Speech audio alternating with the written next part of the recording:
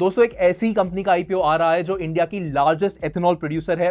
Company का नाम है ट्रूऑल्ट बायो एनर्जी लिमिटेड। ये इंडिया की सभी बड़ी ऑयल मार्केटिंग कंपनीज को एथेनॉल सप्लाई करती है, जैसे कि Indian oil, Bharat petroleum and Hindustan petroleum.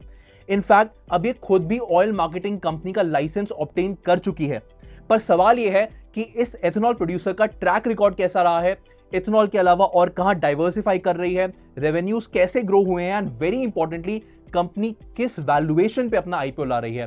क्योंकि आईपीओ में अप्लाई करें या अवॉइड, इन सारी ही बातों पे निर्भर करता है। लेकिन ये सब कुछ जानने से पहले इस चैनल को सब्सक्राइब करते वक्त बेल आइकन प्रेस करके ऑल पे क्लिक कर दीजिए, क्योंकि हम फाइनेंस का काफी कंटेंट फ्री में लेके आ रहे हैं, जिसके लिए मार्केट में लोग काफी पैसे चार्ज करते हैं। तो सबसे पहले हम यहाँ पे ट्रूऑल्ट बायो एनर्जी का बिजनेस डिस्कस करेंगे, एग्जैक्टली वो करते क्या है।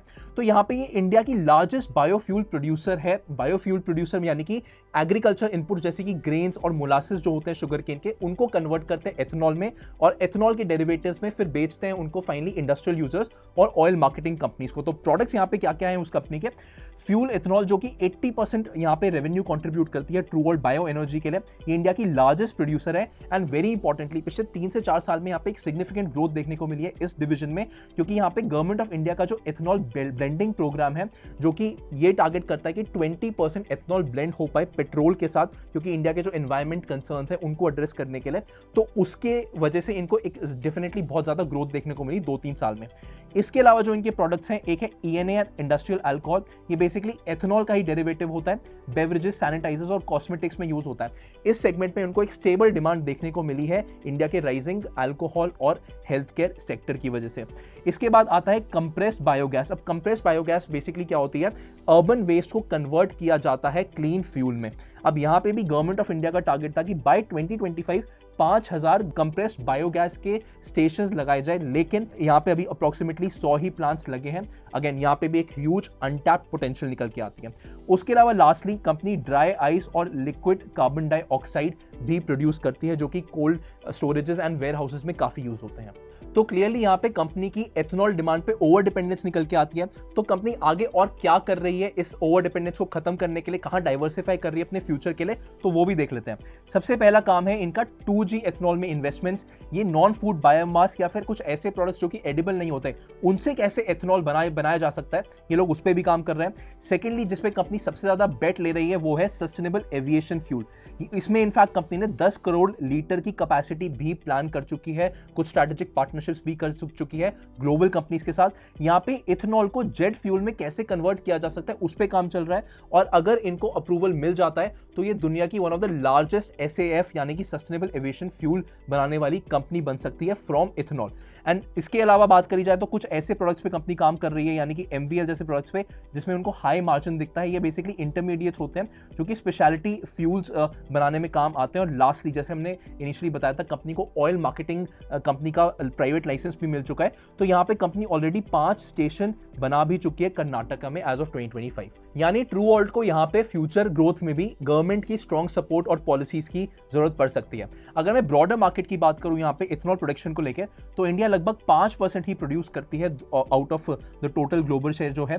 सबसे ज्यादा यहाँ पे USA और ब्राजील का है, लेकिन ये ड्रास्टिकली पिकअप हो रहा है। अगर मैं FY26 की बात करूं तो एक्सपेक्टेड है कि इथेनॉल डिमांड अकेले ही लगभग 18% के आसपास ग्रो कर सकती है, मेजरली ऑन अकाउंट ऑफ 20% जो ब्लेंडिंग टारगेट है ABP प्रोग्राम का। अब आइए यहाँ पे अगले सेक्शन पे चलते हैं, जो कि फाइनेंशियल एनालिसिस बहुत क्रूशियल रहता है हमारे फाइनल डिसीजन लेने के लिए भी। तो यहाँ पे आप एक स्नैपशॉट देख सकते हैं FY23 से लेके FY25 तक का। अगर मैं सबसे पहले टोटल इनकम की बात करूं तो अराउंड 760 करोड़ से बढ़ के ये FY24 में 1280 करोड़ हुई, लेकिन 24 से 25 में आप देख सकते हैं कि अराउंड 54% का जंप फिर से देखने को मिला था, डिस्पाइट द फैक्ट कि पिछले साल में ही बहुत सारा जंप था। उसका मेजर रीजन ये था कि कंपनी ने काफी ज्यादा अपनी कैपेसिटीज इंक्रीज करी थी FY24 और FY25 के स्टार्टिंग में, जिसकी वजह से उनको काफी सारा डेट भी लेना पड़ा था। ऑल्दो FY25 में आप देख सकते हैं कि कंपनी का डेट टू इक्विटी रेशियो 6.4 से 2 टाइम्स हो गया, लेकिन अभी भी ये काफी ज्यादा है सारे ही महीनों में। अगर मैं एबिडा मार्जिन की बात करूं तो डिस्पाइट द फैक्ट कंपनी का यहाँ पे रेवेन्यू काफी ग्रो किया, उनका जो एबिडा मार्जिन है वो 16.2% से घट के अब 13.8% रह गया। इसका मेजर रीजन ये था कि कंपनी जो अपना इनपुट या फीड स्टॉक लेती है तो उसके कॉस्ट तो राइज हुए थे, लेकिन जो अपना ये माल बेचती है, प्रोडक्ट बेचती है ओएमसीज को, वहां पे प्राइसेस सेट थे, जिसकी वजह से मार्जिन में हमें कॉन्ट्रैक्शन देखने को मिला। पर फिर भी आप ये देखेंगे कि जो ओवरऑल प्रॉफिट और प्रॉफिट मार्जिन है वहां पे सिग्निफिकेंट इंक्रीज है। जो नेट प्रॉफिट है वो FY24 में 32 करोड़ से बढ़ के ऑलमोस्ट 146 करोड़ हो गया, यानी कि ऑलमोस्ट 4 टाइम्स से ज्यादा हो चुका है। प्रॉफिट ग्रोथ भी आप देख सकते हैं यहाँ पे 361% हुई, क्योंकि जो ओवरऑल वॉल्यूम यहाँ पे इथेनॉल का कंपनी बेच पाई थी उसने जो वीक मार्जिन थे उसको क्लियरली ऑफसेट कर दिया। लेकिन इंपॉर्टेंट बात यह है कि कंपनी का जो डेट टू इक्विटी रेशियो है वो 2 टाइम्स से हर महीने से हाई है। पर अब जरूरी सवाल यह है कि क्या ये कंपनी के जो फाइनेंशियल नंबर्स हैं ये उनकी वैल्यूएशंस को जस्टिफाई करते हैं या नहीं करते।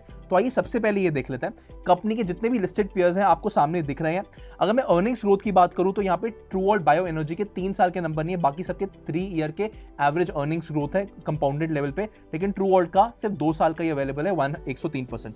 अगर मैं प्राइस टू बुक और प्राइस टू अर्निंग्स की बात करूं तो आप क्लियरली देख सकते हैं कि प्राइस टू बुक में ऑलमोस्ट 2 टाइम्स से ज्यादा है अपने बाकी के कंपेटिटर से, और प्राइस टू अर्निंग्स में भी ज्यादा निकल के आ रहा है। अब इसका क्या क्या रीजन हो सकता है? सबसे पहले तो कंपनी ने काफी सारी ग्रोथ विजिबिलिटी दिखाई है, पिछले 2 से 3 साल में एग्जीक्यूट करके दिखाया। साथ में एक डाइवर्सिफिकेशन स्टोरी भी है, स्पेसिफिकली सस्टेनेबल एविएशन फ्यूल को लेके। अर्ली मूवर एडवांटेज भी रही है कंपनी को, आज के टाइम पे सबसे बड़ी प्लेयर है इथेनॉल प्रोड्यूसर की। और साथ में हमने देखा कि पॉलिसी टेलविंड्स भी कंपनी के ग्रोथ को सपोर्ट कर रहे हैं, यानी कि क्लियरली ये जितने भी फैक्टर्स है कंपनी के वैल्यूएशंस में ऑलरेडी फैक्टर्ड इन है। तो क्लियरली, और वैल्यूएशन भी हमें दिख रहा है कि कंपेटिटर से ज्यादा है, तो क्लियरली हम यहाँ पे इसको फेयरली वैल्यूड नहीं कह सकते, ये हाईली वैल्यूड कंपनी ही निकल के आ रही है। तो आइए एक बार यहाँ पे पॉजिटिव्स और नेगेटिव्स को भी समराइज कर लेते हैं। सबसे पहले पॉजिटिव्स की बात करेंगे तो ये लार्जेस्ट एथेनॉल प्रोडक्शन कैपेसिटी है इनकी इंडिया में। उसके अलावा प्रोडक्ट डाइवर्सिफिकेशन कर रही है, इथेनॉल से सीबीजी और सस्टेनेबल फ्यूल्स की तरफ जा रही है, जो बेसिकली हायर मार्जिन प्रोडक्ट्स हैं। उसके अलावा स्ट्रॉन्ग रेगुलेटरी टेलविंड्स रहे हैं, पॉलिसी सपोर्ट रहा है जब से कंपनी यहाँ पे इनकॉर्पोरेट हुई है। स्ट्रैटेजिक पार्टनरशिप्स करी है ग्लोबल एनर्जी कंपनीज के साथ, क्योंकि ये एक तरीके से सनराइज सेक्टर है, इन्वेस्टमेंट्स भी मिल रही हैं यहाँ पे इंडिया से भी, गवर्नमेंट की तरफ से भी और बाहर के प्राइवेट प्लेयर्स से भी। उसके अलावा यहाँ पे स्ट्रॉन्ग रेवेन्यू और पैट ग्रोथ देखने को मिला है अभी तक पिछले 2 से 3 सालों में, और साथ में डिमांड अभी भी राइज कर रही है। लेकिन अगर मैं नेगेटिव्स की बात करूं तो ये भी देखना जरूरी है कि क्या नेगेटिव्स आउटवे कर रहे हैं इनके पॉजिटिव्स को। सबसे पहले debt to equity ratio high है, ऑलमोस्ट 2 टाइम्स रहा है, डेफिनेटली FY24 से 25 में कम हुआ है। उसके अलावा ओवर डिपेंडेंस रही है गवर्नमेंट पॉलिसीज पे, स्पेसिफिकली जो EPB policy, ethanol blending policy, यहाँ पे अगर वो पॉलिसी नहीं होती तो शायद इतनी ग्रोथ नहीं देखने को मिलती हमें कंपनी से। उसके अलावा कस्टमर कंसंट्रेशन बहुत ज्यादा है, मोस्टली जो इनके कस्टमर्स है, क्योंकि 80% जो रेवेन्यू है एक ही सेगमेंट से आता है, सारे कस्टमर्स इनके ज्यादातर ऑयल मार्केटिंग कंपनीज हैं इंडिया की। उसके अलावा जोग्राफिकल कंसंट्रेशन भी ज्यादा है, जितनी भी इनकी फैसिलिटीज हैं वो कर्नाटका के एक स्पेसिफिक रीजन में ही है। और lastly expected increase in competition, एक तो ये कॉमोडिटाइज बिजनेस है पूरा एथेनॉल ब्लेंडिंग का, इनफैक्ट एथेनॉल प्रोडक्शन का, एंड लास्टली एथेनॉल सिर्फ शुगर केन और ग्रेन से ही नहीं बल्कि और भी बहुत सारे प्रोडक्ट्स जैसे राइस से भी बन सकता है। तो यहाँ पे एक्सपेक्टेड है कि जैसी पॉलिसीज और ज्यादा आएंगी वैसे वैसे कॉम्पिटिशन भी इंक्रीज होगा। अब अपनी फाइनल रिकमेंडेशन पे जाने से पहले क्विकली IPO की कुछ डिटेल्स देख लेते हैं। तो बेसिकली जो इशू है लगभग 840 करोड़ रुपए का है, मेजरली ये फ्रेश इशू है, 750 करोड़ का, ऑफर फॉर सेल थोड़ा कम है, 90 करोड़ का ही निकल के आता है। अब अगर हम ऑब्जेक्ट्स ऑफ द इशू की बात करें, 750 करोड़ कंपनी कहां खर्च करेगी, तो एक तो ये केपेक्स कर रहे हैं टेक्नोलॉजिकल एनहांसमेंट के लिए अपनी एग्जिस्टिंग कैपेसिटी में लगभग 151 करोड़ रुपीस का। वर्किंग कैपिटल रिक्वायरमेंट्स इस बिजनेस में काफी हाई रहती हैं, अराउंड 425 करोड़ की। इनफैक्ट हमने देखा है कंपनी डेट भी काफी लेती है अपने वर्किंग कैपिटल के लिए। और जनरल कॉर्पोरेट पर्पसेस के लिए कंपनी ने यहाँ पे ऑलमोस्ट 170 करोड़ रुपीस को अलग से रखा हुआ है। अब इसके अलावा कुछ हम प्राइस बैंड्स और टाइमलाइंस की बात करें तो जो IPO प्राइस है 472 से 496 रुपीस रखा गया है, अपर प्राइस बैंड 496 रुपीस है। तो जो एक लॉट है उसमें 30 शेयर यहाँ पे निकल के आ रहे हैं। अगर हम इन्वेस्टमेंट्स की बात करें तो मिनिमम इन्वेस्टमेंट रिटेल इन्वेस्टर एक लॉट में कर सकता है, 14,880 रुपीस की मिनिमम इन्वेस्टमेंट पड़ेगी। मैक्सिमम इन्वेस्टमेंट एक रिटेल इन्वेस्टर के लिए रहेगी 13 लॉट्स में, जिसका जो कॉस्ट है 1,93,000 ₹440 निकल के आ रही है और इशू के बाद जो मार्केट कैप है, पोस्ट इशू मार्केट कैप, ये लगभग 4,253 करोड़ रुपीस का रहेगा। इसके अलावा अगर हम टाइमलाइंस की बात करें तो ऑफर 25 सितंबर 2025 को ओपन हो चुका है और क्लोज हो रहा है 29 सितंबर 2025 को, विच इज अ मंडे। इसके अलावा अलॉटमेंट डेट फिक्स करी गई है 30 सितंबर 2025 की। रिफंड आ जाएगा अगर अलॉटमेंट नहीं हुई तो 1 अक्टूबर 2025 को, और अगर अलॉटमेंट हो जाती है तो क्रेडिट टू डीमैट अकाउंट हो जाएंगे 1 अक्टूबर 2025 को ही। और फाइनली कंपनी लिस्ट हो जाएगी स्टॉक मार्केट पे 3 अक्टूबर 2025 को, क्योंकि 2 अक्टूबर की छुट्टी है। तो दोस्तों वक्त आ गया हमारी फाइनल रिकमेंडेशन का। स्टैंस हमारा यहाँ पे बहुत क्लियर है, लिस्टिंग गेन्स के लिए या फिर शॉर्ट टर्म के लिए यहाँ पे अप्लाई किया जा सकता है। क्यों? क्योंकि देखिए सबसे पहली बात करी जाए तो ये एक सनराइज सेक्टर है, गवर्नमेंट और प्राइवेट इन्वेस्टमेंट्स काफी ज्यादा फ्लो कर रही हैं इसमें। आईपीओ की डिमांड भी काफी ज्यादा स्ट्रांग है, specifically true alt bio energy की, और जो ये पॉलिसी के सपोर्ट है या फिर रेगुलेटरी टेलविंड्स है, ये एक्सपेक्टेड है फ्यूचर में आगे कंटिन्यू कर सकते हैं। तो short term sentiment listing gains को ड्राइव जरूर कर सकता है। लेकिन मैं अगर लॉन्ग टर्म की बात करूं तो अभी फिलहाल कोई यहाँ पे हमारी रिकमेंडेशन नहीं है, क्योंकि कुछ रिस्क हैं जो हमें वॉच आउट करने पड़ेंगे।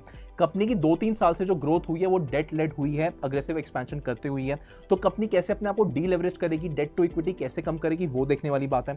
उसके अलावा हेवी डिपेंडेंस है गवर्नमेंट पॉलिसीज पे, ओएमसीज की प्राइसिंग पे, तो ये कब तक सपोर्ट रहेगा, कितने लॉन्ग टर्म तक रहेगा, वो भी एक देखने वाली बात है। और लास्टली कंपटीशन यहाँ पे राइज होना एक्सपेक्टेड है, जैसे हमने पहले बात भी करी थी, जो कि मार्जिन्स पे भी प्रेशर डाल सकता है और वैल्यूएशंस को भी नीचे ला सकता है, क्योंकि हमने डिस्कस किया था वैल्यूएशंस भी काफी ज्यादा हायर है।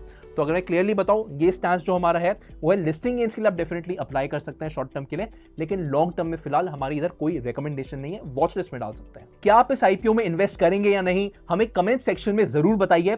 और अगर आपको ये वीडियो पसंद आया तो लाइक और शेयर जरूर कीजिए अपने फ्रेंड्स एंड फैमिली के साथ, हो सकता है वो इस आईपीओ को कंसिडर कर रहे हो। और अगर अभी तक आपने एसेट योगी वेल्थ चैनल सब्सक्राइब नहीं किया है तो सब्सक्राइब करके बेल आइकन को जरूर प्रेस कीजिए, जिससे आपको लेटेस्ट फाइनेंस वीडियो का नोटिफिकेशन जरूर मिल जाए।